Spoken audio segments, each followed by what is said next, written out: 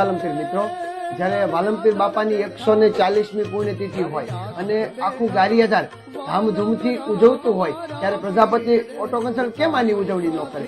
તો Prajapati auto consult દરેક મિત્રોને ખાસ સૂચના કરે છે અને ખાસ જણાવવા માંગે છે કે તારીખ 21/4/2026 ના રોજ જે આ ઉત્સવ ઉજવવાનો છે ને મિત્રો, એમાં ગારિયાધારમાં ખૂબ ભવ્યથી ભવ્ય રથયાત્રા પણ નીકળવાની છે, તો એનો પણ લાભ લેજો.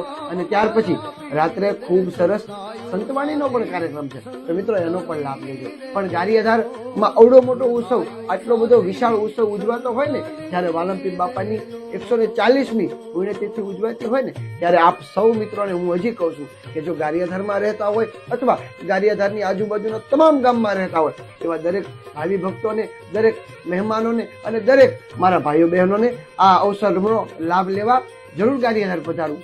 મિત્રો, ખૂબ સરસ વર્ષોથી આ ઉત્સવ ઉજવાય છે, તો પ્રજાપતિ ઓટો કન્સલ્ટ એક દિવસ માટે રજા રાખશે.